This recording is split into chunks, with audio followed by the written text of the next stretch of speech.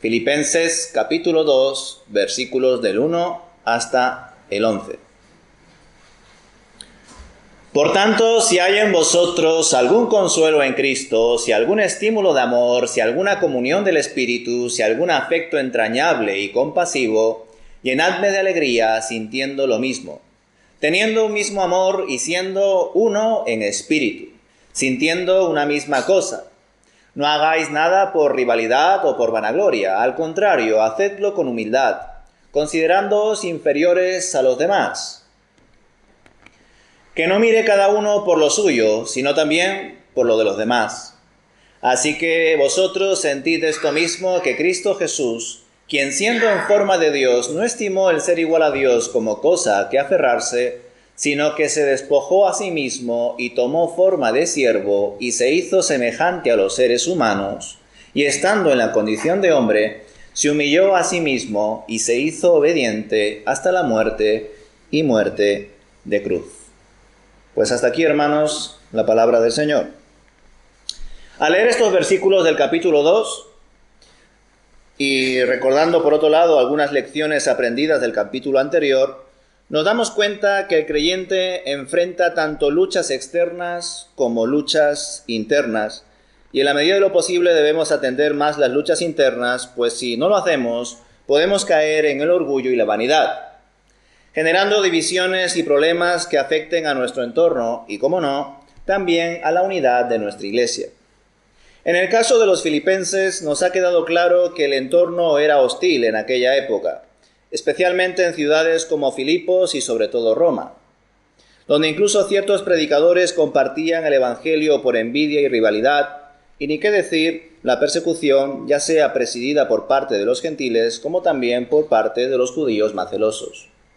Es por ello que el apóstol les advirtió que no solo deberían creer en Cristo, sino que también padecerían por él, pues vendrían pruebas y tribulaciones. De ahí que Pablo les anime a los filipenses a que permanezcan unidos en el Señor, en un mismo sentir, y que tengan en gran consideración el ejemplo de Cristo Jesús, el cual se humilló, se despojó de sí mismo, se hizo como uno de nosotros, y fue obediente al Padre hasta la muerte y muerte de cruz, siendo por todo ello exaltado por Dios hasta lo sumo, como veremos más adelante con más detenimiento, ¿no?, en ese texto tan bonito, la otra parte. Por eso Dios también lo exaltó y le dio el nombre que es sobre todo nombre, para que en el nombre de Jesús se doble toda rodilla de los que están en los cielos, en la tierra y debajo de la tierra, y toda lengua confiese que Jesucristo es el Señor, para gloria de Dios Padre. Esta es la exaltación que encontramos aquí tras su humillación. Pues bien, hermanos, el apóstol Pablo muestra en estos versículos que si los filipenses aprendían del ejemplo de Cristo, él se daría por satisfecho como ministro de Dios. Pues, ¿qué mayor ejemplo de humildad para imitar que el de nuestro Señor Jesucristo? Ninguno. De ahí que el mismo Señor nos mande a ser como Él, pues al ser Él el camino, la verdad y la vida, no existe otra alternativa a Él. O es con Él o nada, no habría más. Solo muerte, condenación y destrucción. Y claro, ¿quién quiere eso? Pues nadie. Pero muchos son engañados y llegan a pensar que no hace falta amar a Dios por encima de todas las cosas e imitar a su Hijo amado, teniéndole como ejemplo a seguir. Que mejor cada uno viva su vida a su manera y que la vida son solo 2 días y palabras e ideas vanas de ese estilo.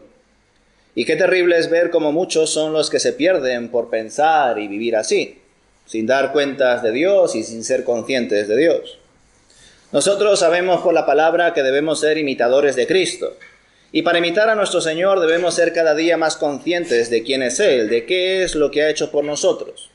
Por eso meditar en este precioso himno cristológico expuesto entre los versículos 5 al 11 resulta clave para nosotros, ya que en ellos vemos puntos fundamentales de nuestra fe, como la deidad de Cristo, su igualdad con Dios, su deseo de humillarse pese a su gloria y sus privilegios celestiales como Dios, su encarnación como humano, sus padecimientos como siervo, su muerte como hijo obediente al Padre. Y con toda esta humillación, hermanos, finalmente es enaltecido y llevado a la mayor exaltación con su resurrección, ascensión y reinado eterno, recibiendo el nombre que es sobre todo nombre.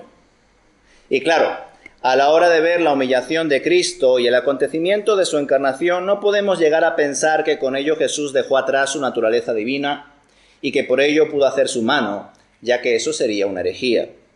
Pues lo que quiere decir el texto es que el Señor dejó atrás sus privilegios celestiales, pero no dejó atrás su deidad, ni las características y cualidades que pertenecen a Dios.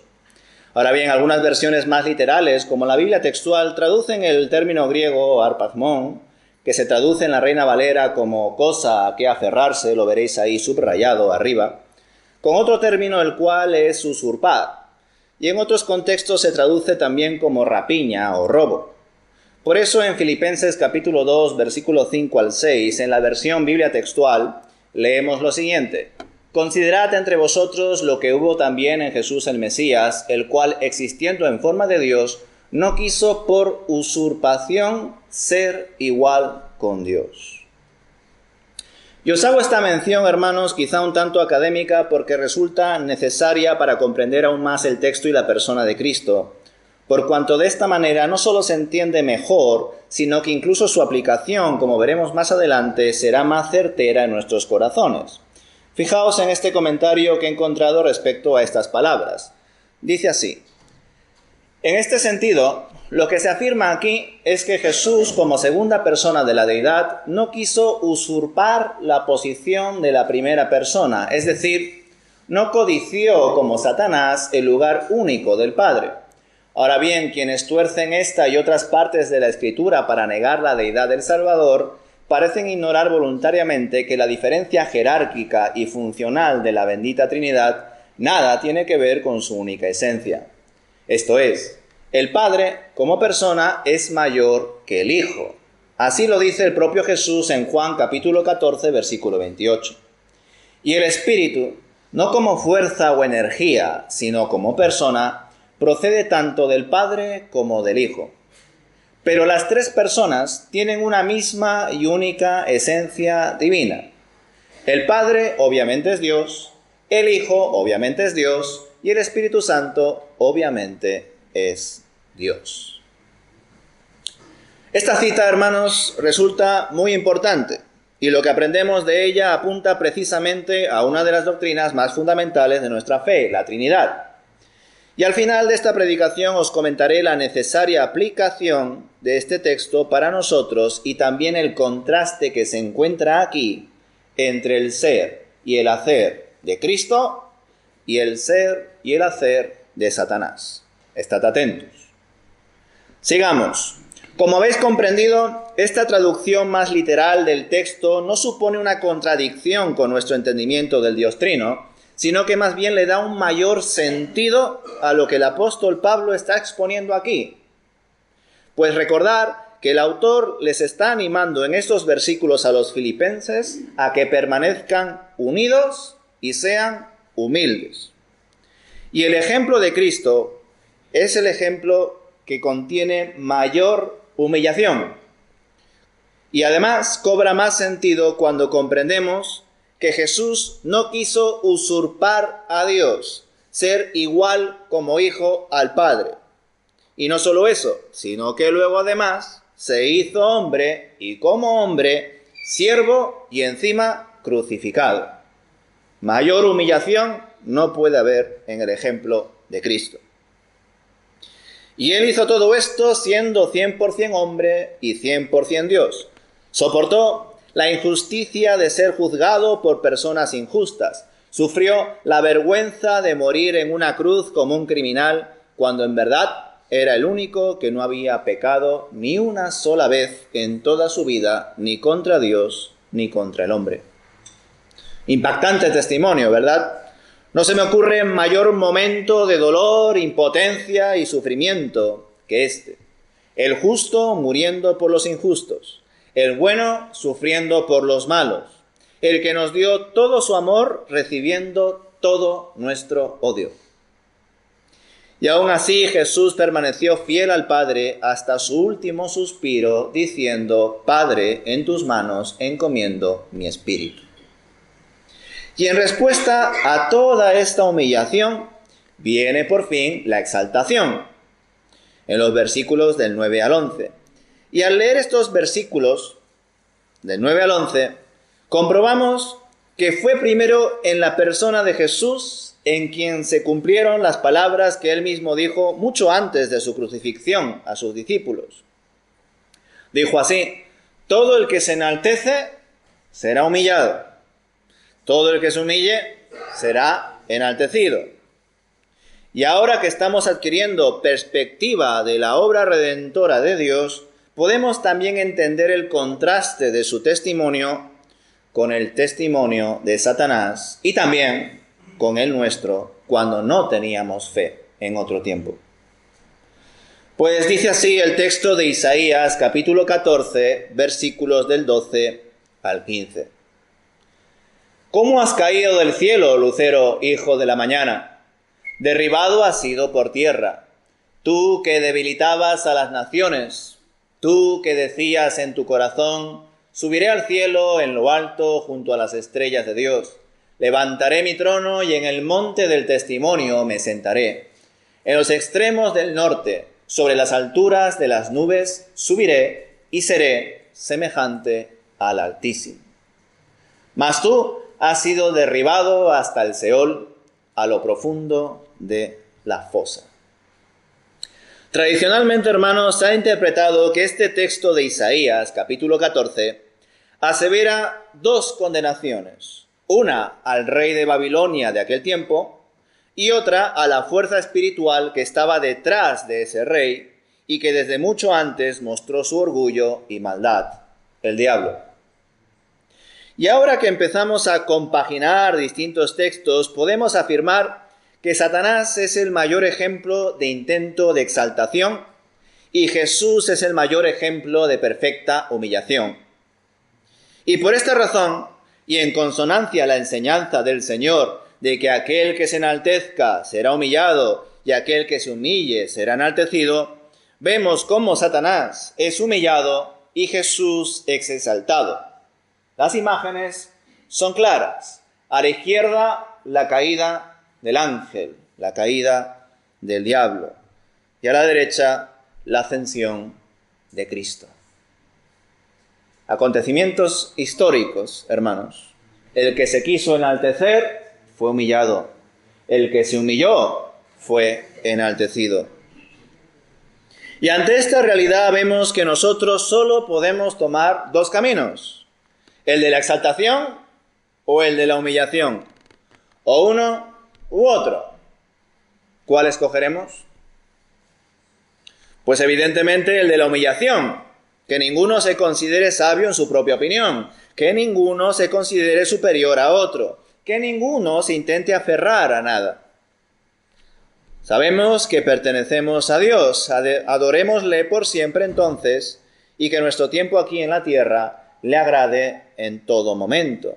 Que nuestra vida proclame su buena noticia, el Evangelio. Y de esa manera mostraremos el nombre que es sobre todo nombre. Pues solo en ese nombre se halla la salvación. Ahora bien, oremos también por aquellos que han tomado el otro camino. El camino de muerte, como dice el proverbio.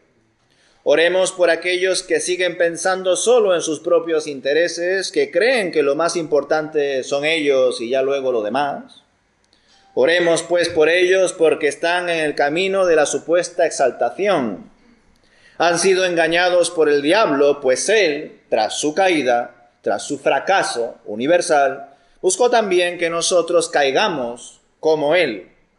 Y desde el Edén hasta ahora muchos han caído, muchos han sido engañados y están avanzando por ese camino que lleva a la muerte, aferrados a su ego, inmersos en sus apegos por el amor al dinero y tantas cosas. Y nada de eso, hermanos, es vida, porque la vida solo es Cristo y el sentido de la vida es conocerle a Él y al que le ha enviado, al Padre. Juan capítulo 17, versículo 3. En esto consiste la vida eterna, en conocerte a ti y al que has enviado. Y hacer esto, hermanos, solo es posible con la ayuda del Espíritu. Y sí, muchos dicen tener el Espíritu, ¿verdad? Es fácil decir, yo soy creyente, yo he nacido de nuevo, yo me he bautizado, yo he hecho esto, yo he hecho lo otro, yo tengo el Espíritu, yo soy lleno del Espíritu, etcétera. Pero luego aunque digan muchas cosas, no manifiestan con su testimonio, con su forma de vida, esos frutos que solo provienen del Espíritu. Y ni se esfuerzan por ser llenos tampoco del Espíritu. Pueden decir una cosa, pero otra cosa es lo que son de verdad. Así que, ¿qué sentido tiene decir que tienen al Espíritu y que son hijos de Dios si se comportan más como hijos del diablo que como hijos de Dios? ¿Y cómo se comportan los hijos del diablo? Pues como el diablo. ¿Y cómo se comportó el diablo? Él se quiso enaltecer y por eso fue humillado. ¿Cómo se comportan los hijos de Dios? Pues como el Señor. ¿Cómo hizo el Señor? Se humilló y luego fue enaltecido. Así sabremos cómo somos algunos hijos de Dios y cómo son otros hijos del diablo. ¿Qué testimonio seguiremos? ¿El de Satanás o el de Jesucristo? Pues otra vez la respuesta es obvia, ¿verdad? Pero la respuesta no debe ser solo la que nos resulte más obvia, más lógica de decir, sino que la respuesta debe ser conforme a lo que entendemos que sale de nuestro corazón. Y si no sale de nuestro corazón con la fuerza y convicción necesaria, y no se ve en la práctica esa convicción, esa declaración de fe, pues bueno, que sepáis que todavía hay tiempo para arrepentirse y creer. Siempre el hoy es el día de la salvación. Mañana no sabemos, el mañana no existe. Pero hoy siempre será el día de salvación. Y hoy nos podemos arrepentir y creer. Hoy podemos volver a los caminos de Dios si entendemos que nos hemos desviado. Así que oremos, hermanos, para que ojalá más y más personas confiesen con su boca y sobre todo crean en su corazón.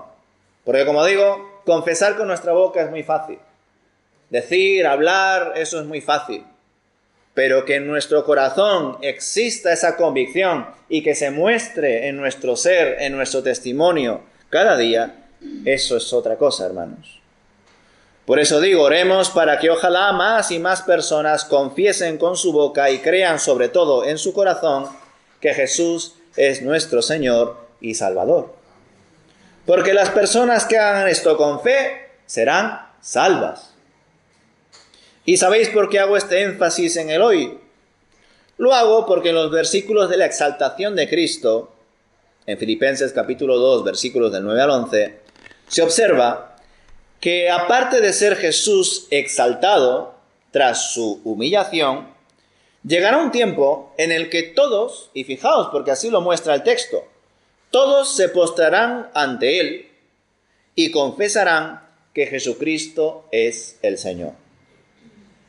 Pero esa confesión universal que todos harán ya no será en aquel tiempo para salvación, sino que será para exaltación.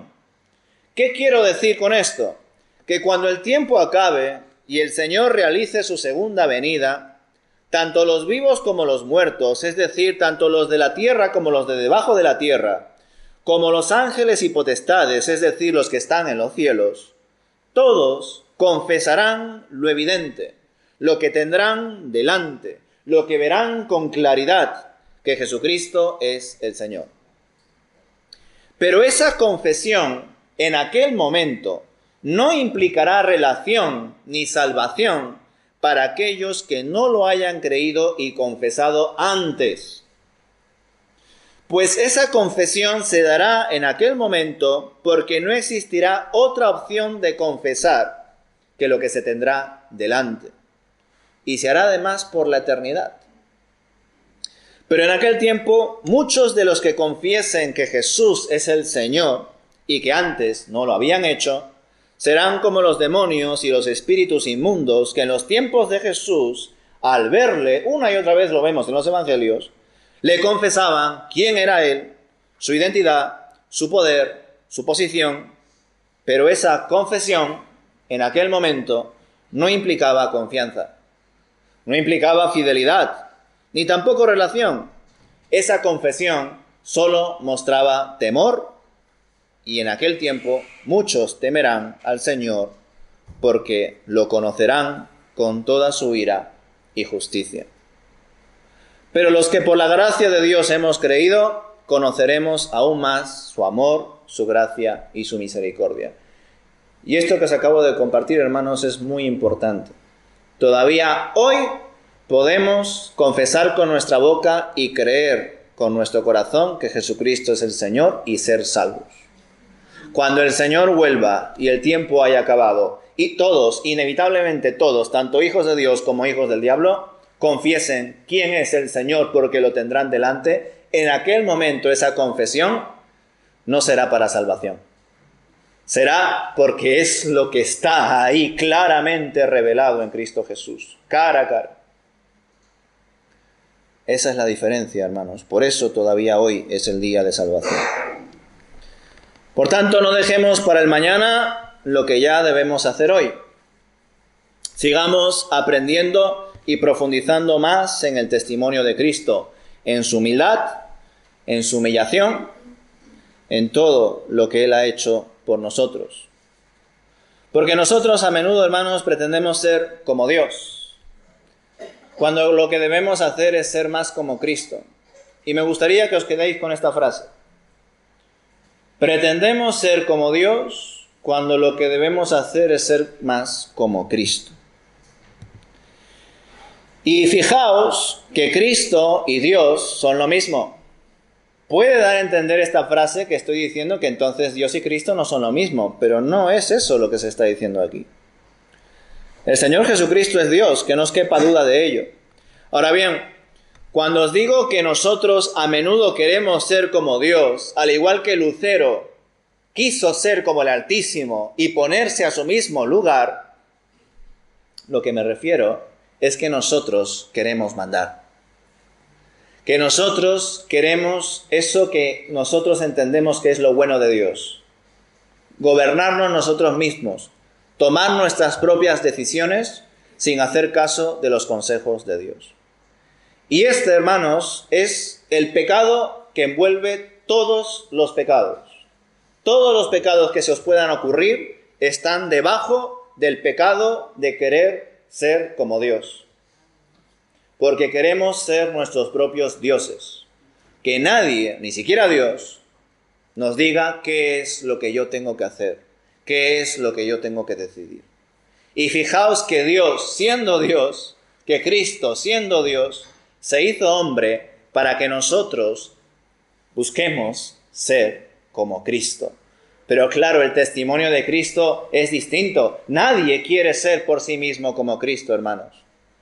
Aquellos que desean ser como Cristo es porque el Espíritu de Cristo está en ellos. Porque a ninguna persona por sí misma se le va a ocurrir o va a desear buscar a Dios y ser como Cristo. Nadie. Ni siquiera los que tenemos, entendedme, los que tenemos el Espíritu de Cristo, hay momentos en los que tampoco queremos ser como Cristo, aún teniendo su Espíritu. ¿Por qué? Porque todavía está nuestra carne, nuestro viejo hombre, nuestra vieja mujer, allí luchando y de algún modo oponiéndose al trabajo que hace el Espíritu Santo en nosotros. Y eso es terrible, hermanos. Por eso me gustaría que os quedéis con esta idea. Pretendemos ser como Dios cuando lo que debemos hacer es ser más como nuestro Señor Jesucristo. No querer mandar nosotros, sino imitar el testimonio de nuestro Señor Jesús. Desde el momento que se despojó de sí mismo hasta que se hizo hombre. Y entre los hombres murió además como un maldito, crucificado en la cruz, siendo obediente al Padre hasta su último suspiro. Ese es el testimonio que debemos imitar. Ese es el plan maravilloso que tiene el Señor para nuestra vida. Esa es su voluntad. Que le obedezcamos hasta el fin, hasta nuestro último suspiro.